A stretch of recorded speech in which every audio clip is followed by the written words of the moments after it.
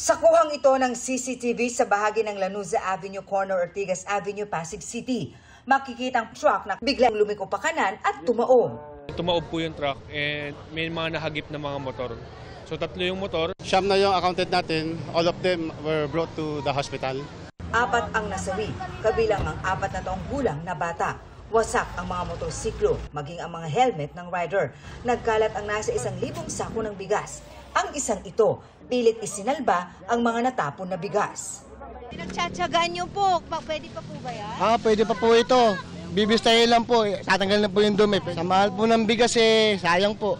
Nagdulot ng matinding traffic ang insidente, pero naayos naman bago mag-alas 10 ng umaga.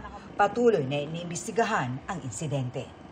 Para sa GMA Integrated News, Marisol Abduraman, nakatuto 24 oras. Itinanghal na first Miss Universe Asia si Miss Universe Philippines 2024, Chelsea Manalo.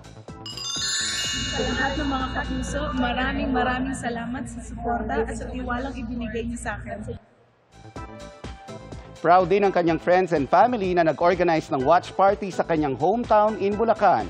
Kinoronahan namang Miss Universe 2024 si Miss Denmark.